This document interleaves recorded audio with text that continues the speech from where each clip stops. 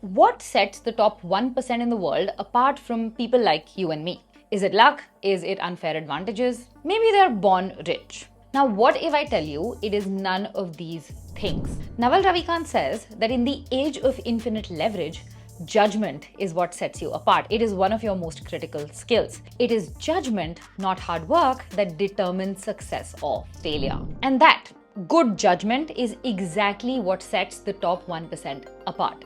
Good judgment is the reason that Warren Buffett is one of the wealthiest people in the world. Good judgment is the reason Ambanis have managed to build an empire. Steve Jobs' good judgment is the reason that Apple today is a $1 trillion company. Now, all of these people used something called mental models to arrive at these good judgments that help them make good decisions. And that is exactly what I want to talk about in this video. 6 such mental models that will change your life because they will teach you how to think like the top 1%. But first, what exactly are mental models? We, humans, on average make about 35,000 decisions in a day. The problem, however, is that we are never really taught how to make good decisions. Most of our decisions are impulsive and emotion-driven. And that, in my experience, doesn't get us very far in life. I spent most of my 20s like this. I was hustling so hard, but because I had terrible judgment, I didn't have anything to show for all of that hard work. I quit and I was under a mountain of debt. I had no handle over my finances and I did not know how to manage my relationships. Now, most people are unfortunately stuck in a similar loop of bad decisions, regret, frustration, and repeat without even realizing. It was only after I started working in the tech space that I learned about these strategic frameworks that can help you make better decisions across different areas of your life. And that is exactly what mental models are. Clear, proven, ready-made thinking systems that can convert average thinking into exceptional thinking. They let you think strategically and make good judgments. And once you start applying them, your decisions and your life will improve significantly. Now, for each of the mental models that I'm sharing today, I will give you a short exercise or a challenge at the end of each of them to help you really apply it to your life. Let's begin.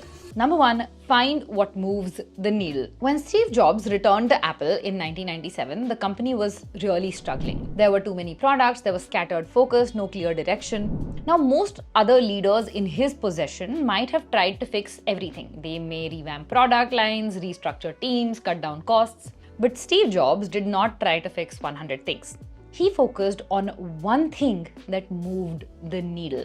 Innovation that redefined user experience and one game-changing product. That product became the iPhone. The iPhone wasn't just a phone, it became the center of Apple's ecosystem. That single decision moved the needle not just for Apple but for the entire tech industry. That is how powerful this mental model is.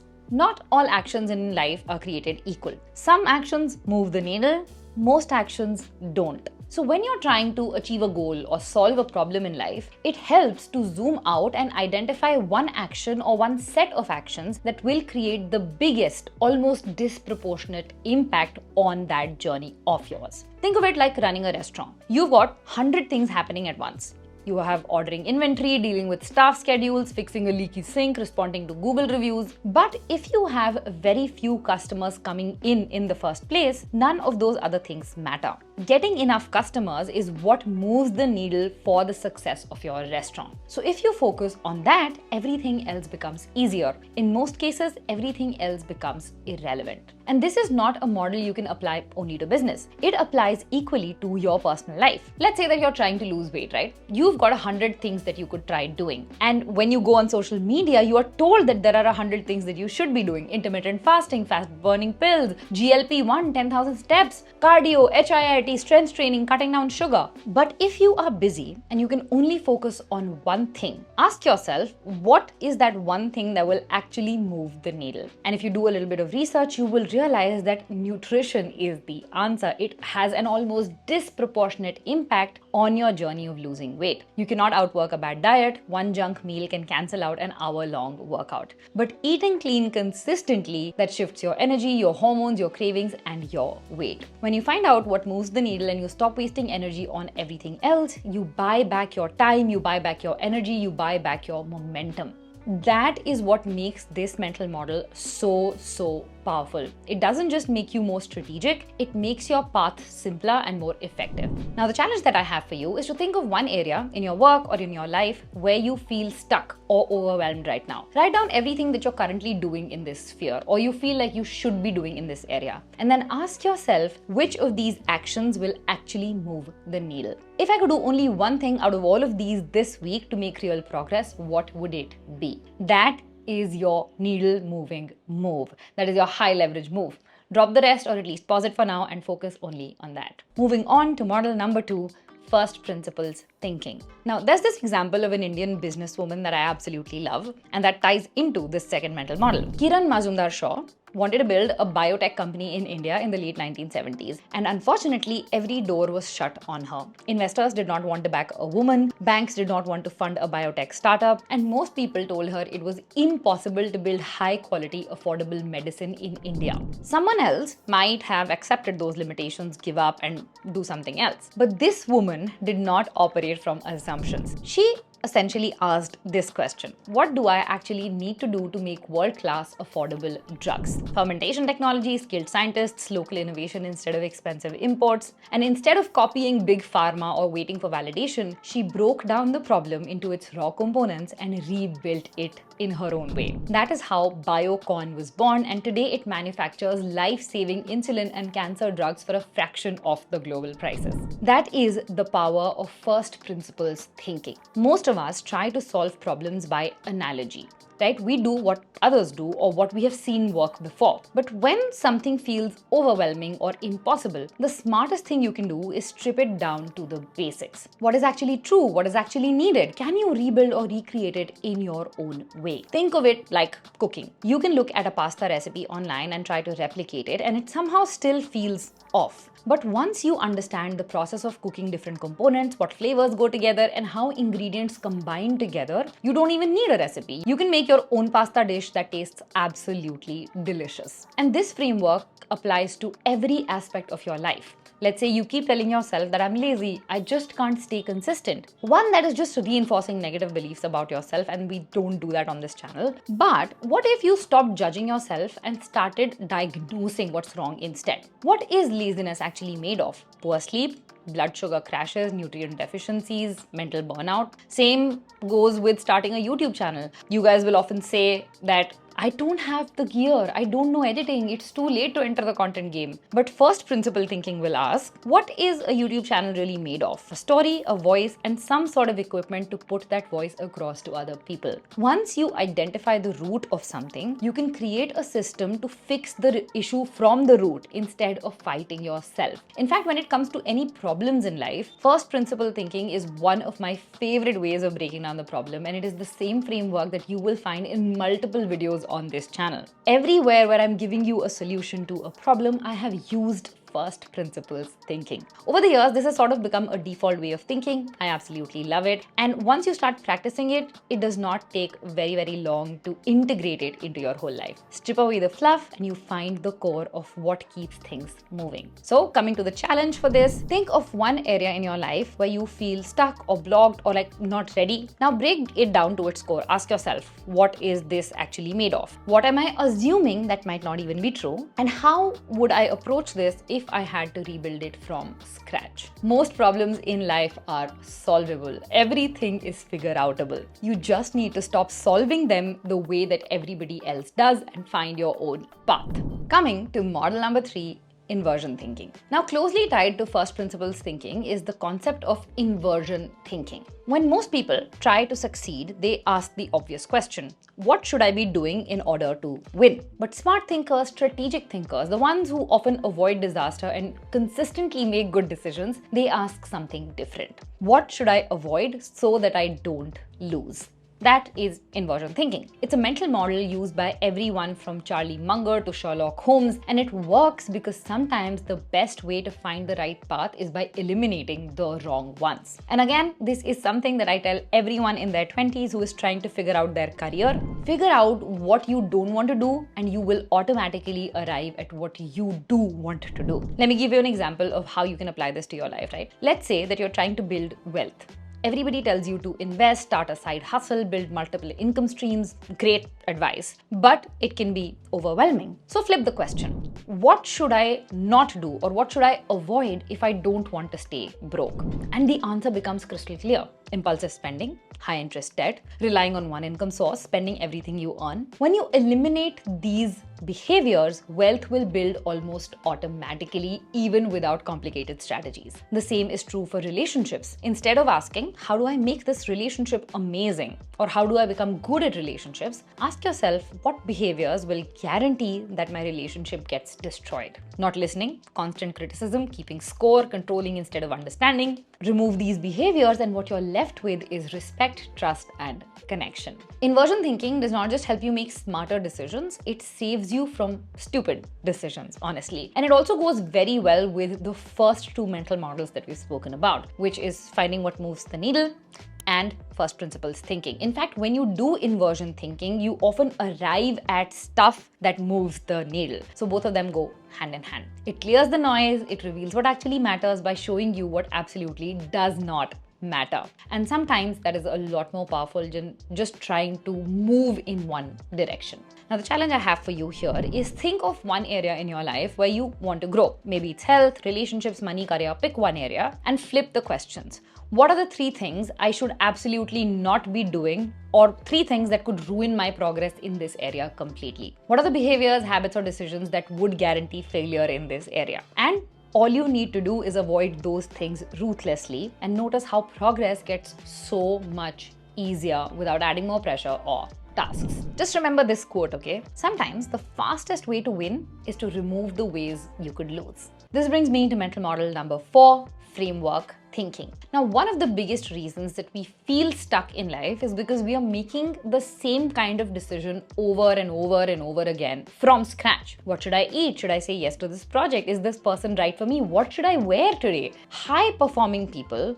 or people who are strategic thinkers avoid this decision fatigue by using something called framework thinking, which is creating mental templates that help them solve complex problems faster, with more clarity and with less stress. One of the most classic examples of this is Mark Zuckerberg and Steve Jobs wearing the same thing day in and day out because it just helped them create that framework of what their outfits should be comprised of and took away all of the decision fatigue that came with deciding what to wear every single day. A framework is essentially a shortcut for your brain. It doesn't make the decision for you, but it gives you the structure to make that decision quickly and clearly. Another example I have from Facebook is of Sheryl Sandberg. When she was the COO at Facebook, she had hundreds of decisions, high stakes decisions to make every single week. There was hiring and product partnerships and crisis management. But instead of reacting emotionally or just guessing every decision, she used frameworks, decision-making frameworks. One of the most powerful ones that she used was, is this decision reversible or irreversible? If a decision was reversible, like testing a feature or changing a content format, she pushed for speed and iteration. But if it was irreversible, like firing someone or pivoting the company in a different direction, she slowed down and led it with data and discussion. That simple filter helped her and her team move faster without losing strategic control. It was a repeatable way to think clearly under pressure, which is exactly what framework thinking gives you. I'm not sure if you guys have been following Ryan Trahan's 50 States in 50 Days series. He's an absolute banger creator and very, very fun to watch. If you haven't watched it, go check it out. But if you watch his videos, he has created a framework of presenting the video and going through his routine in the video. Because he's creating daily vlogs for the next 50 days, he does the same routine in every video. Morning routine, game plan, road trip, Airbnb tour, and it is always the same order. This basically simplifies things for his team, for him in an already high stakes situation where he is driving every single day across the country. And of course, you can apply this to your own life right now. Let's say that you're trying to improve your finances. Every month, you find yourself overthinking. How much should I save? Is it okay to buy that thing? Am I spending too much? But instead of guessing every time, if you used a framework like 50-30-20 rule, where you put 50% of your income towards your needs, 30% towards your wants, and 20% towards your savings, you're sorted. Or if you automated your savings, every time you get your money, you just directly put some amount into your savings and investments, and then you have the rest to spend as you wish. This allows you flexible spending, guilt-free. And this is the model that I personally use. Now, you are not winging it, you are executing a system. Same with your health. Instead of over-analyzing every new fitness trend, create a personal framework. 3 workouts a week, non-negotiable, walking 8K steps daily, and protein in every meal.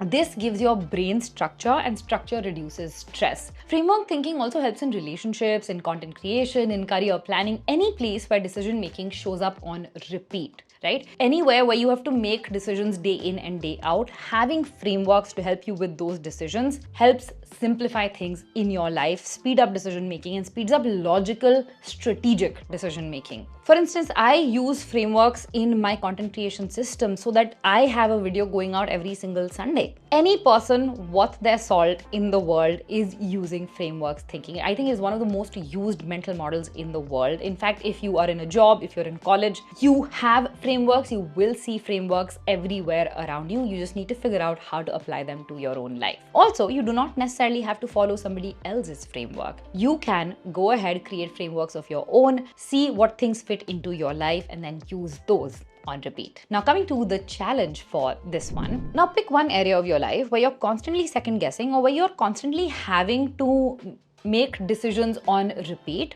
Maybe it's your workouts, your content calendar, maybe it's boundaries with people, or maybe it's what to prioritize each week. Now ask yourself, what are the 2 to 3 things I always want to base my decisions on in this area? What structure would help me act faster and with more clarity without burning out? Write it down. That becomes your new framework. When in doubt, return to it, improve it, trust it. That is how the top 1% move faster with less friction and more focus. Coming to mental model number 5, asymmetric risk thinking. Now, you must have seen this clip by Tanmay Bhatt talking about something called asymmetric returns. Reading a book has asymmetric returns. Going on a date has asymmetric returns. What is an asymmetric return for the audience? Asymmetric returns is where if you put in X, you could get any output really dramatically bigger than what you thought. I absolutely love the concept because one of the smartest things you can do for your career, your finances, even your confidence is to stop playing only safe bets and start spotting asymmetric opportunities. Basically, moves where the upside or the gain that you have from that move is so massive that the downside is almost minimal. This is called asymmetric risk thinking. It is how people in the top 1% grow faster with fewer moves. They don't take reckless risks, they take smart, uneven bets where your gains far outweigh what you could lose. Now, one of my favorite examples of this is Whitney Wolfe Herd. She is the person who co-founded Tinder. But after co-founding Tinder, she faced a very, very public exit. Now, she could have played it safe. She had the money, she had the press. She could have stayed behind the scenes. Instead, she made an asymmetric bet, an asymmetric risk, if you will. She started this app that you all have heard of called Bumble, a dating app where women make the move first. The downside of this could have been people would have mocked it, it could have failed. She might have spent a few years trying to rebuild it, and it could have caused financial loss. But the upside, if it worked, she would not only reclaim her narrative, she would reshape the dating industry. And that is exactly what happened. Today, Bumble is a $1 billion company. Whitney became the youngest self-made female billionaire, and her asymmetric bet changed the landscape for women-led tech. That is the magic of this model. I have goosebumps when I'm telling you this. The magic of this model is low downside, huge upside. It's the same thing as investing in the stock market, right? Because you bet on a few stocks, even if one of them becomes a unicorn company, you stand a lot to gain. And you don't have to start a company to apply this model to your life. Let's say that you're thinking about pitching yourself for a dream job, or maybe a brand collaboration, a mentorship, whatever it is. And your inner critic says, what if they say no? What if I embarrass myself? That is your perceived downside, right? Embarrassment. But now let's flip it. What is the actual risk? You don't get a reply. You feel awkward for a moment. But what is the potential upside? New income, a new audience, a total breakthrough. If the upside is 10x, 20x, 50x bigger than the downside, it is worth taking a risk on that bet. Same goes with anything in life. Relationships, for instance. Let's say that you're considering dating or getting into a relationship. Worst case, you get your heart broken heartbroken, you get embarrassed. Best case, you find a partner for life. Or if you're considering posting content, for instance, and I see a lot of people have this apprehension. Worst case scenario, you look cringe, your relatives judge you, maybe say a few things to you. Best case scenario, you create exponential gains in income, in fame, in power for yourself. That is an asymmetric habit. Low cost, high return. Now, the challenge that I have for you is to think of one area in your life, your career, fitness, money, confidence, whatever, where you feel stuck or hesitant in some way. And ask yourself, what is one action that I have been avoiding that has very little downside but potentially huge upside? If this did work out, how would my life change? If it didn't, what's the worst that could happen? That is your asymmetric bet. I'm actually going to challenge you to take one asymmetric bet this week. Let's see how it pans out. And this brings us to model number 6, initiate, don't wait. In the early 2000s, Falguni Nayar, I am sure you've heard of her name, was a successful investment banker with a stable, prestigious career. She could have easily stayed on that path, retired, and made money through her pension. But at the age of 50, she decided to do something most people would have called too late. She started a beauty tech company. Everybody told her that the Indian beauty market was already saturated with big players, retail giants, global brands. She didn't have years of experience in beauty, nor was she Gen Z or an influencer who could talk about makeup on social media. But instead of reacting to what the market was doing, she asked a different question. Where is the customer not being served? Beauty was still intimidating to millions of Indian women. Shade ranges were limited, product education was lacking. There was no digital-first platform that understood the Indian woman beyond fairness creams and stereotypes. So, Falguni Nayar did not wait for permission, she didn't wait for experience, she acted first. She created her own platform, partnered with brands and built trust through tutorials, shade finders and personalization. That is how Nykaa was born. And she didn't just enter the game, she dictated it, like completely crushed it. That is the power of initiating instead of waiting. Most people wait for a perfect plan, more time, more clarity. They stay stuck in thinking mode. They watch others act and react to what is already being done. But initiative is different. It asks, what if I moved first? What if I stopped trying to predict the outcome and just created momentum? Because when you initiate, you create leverage. Leverage is something that Naval Ravikant talks about in detail. I would highly recommend you go read his take on leverage and it will completely blow your mind. But again, coming back to what I was saying, when you initiate, you create leverage, you control your pace, you attract responses instead of always responding. Think of it like a conversation, right? If you walk into a room and say nothing, you wait to be included. But if you ask a thoughtful question, if you share something real, you lead the energy in that room. That is taking initiative. Or if you think about it in terms of your career growth, you could wait months for your manager to give you a new role, or you could write up a pitch for the role that you want, present it proactively, start working towards that role. Maybe it works, maybe it doesn't, but now you are moving, not waiting. And this applies everywhere. Fitness, creativity, relationships. Instead of saying, I will start working when I have more time, try, what is the one move I can initiate today? A 15-minute walk, a grocery swap. Instead of, I'll post my first video once I figure everything out. Ask yourself, what can I share this week that is real, that is helpful, that is honest? Initiative does not need to be loud or dramatic. It needs to be yours. And this is something that I personally understood very, very late in life, because initially when I started working in my 20s, I was the worst at taking initiative, right? I used to be the passive, like, observer, dumper. You give me something, I will do it. If you don't give me, I will never ask you. But what I didn't realize was that once you take initiative, once you take that first step, in just a few steps, momentum takes over and then your results start to snowball. That is what happened with my content creation journey, right? I took the initiative of posting these videos. I took the initiative of sitting behind my computer, creating scripts, writing content, applying what I know to this world. And that has created a snowball effect of what you now see on this channel. And this also ties into a concept that's been doing rounds on social media recently, and that is create more than you consume. It's the same concept. It is to initiate, not to wait. Because when you're consuming, you're in waiting mode. But when you're creating anything, whether it's creating ideas, whether it's creating content, whether it's creating a new code or a tech or whatever it is, right? When you're in creating mode, it creates momentum and that snowballs into results so much faster than you really expect. Coming to your challenge for this model, think of one area where you've been stuck in waiting mode, waiting for clarity or confidence or resource or whatever it is, right? Ask yourself, what is one action I can initiate this week, even if it is small, that would help me move the needle in the right direction? What am I waiting for that I could just create? How would my energy shift if I moved first? You must have heard the quote, right? God helps those who help themselves, or opportunities come to people who work hard, who initiate. The person who acts first may not always win, but the person who never acts, they don't even get to play the game. So take that first step. That is what owning initiative is about. Now, let's quickly run through all the 6 mental models that we have covered in this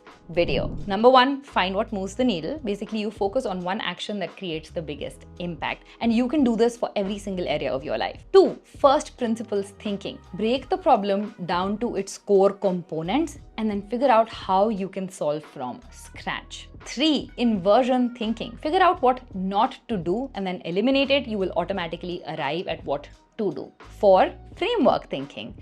Create mental systems that help you make smarter, faster decisions. 5, asymmetric returns thinking. Take smart bets where the upside is huge and the downside is potentially minimal. And 6, initiate, don't wait. Momentum is built by action, not by waiting for clarity or confidence. The difference between people who grow, people who stay stuck, often comes down to this. They think differently. They use mental models. They don't chase hacks. They don't rely on motivation. They use these mental models that help them filter out the noise, take action consistently, and create clarity even in chaotic times. And now, with this video, I hope that you can do the same. Now, one challenge I have for you before I let you go is to pick one of these 6 models that we've discussed today and apply it to something in your life this week. Okay, that is how you get into action mode, initiation mode. Because even if you don't apply the last model, you apply any of the other 5, you are still applying the last model, if you know what I mean, right? And if this video helped you shift your mindset even a little bit, I'd love for you to share it with someone who may need it. And let me know if you want a part 2, because there aren't just 5 mental models in the world. There are so many. If you want another part of this video, let me know and I will get that to you. And let me know which mental model you're starting with today. Make sure you check out this video next. And I am going to see you guys very, very soon in the next one. Today is the day that you start thinking like the top 1% and then you start living like the top 1%. Bye.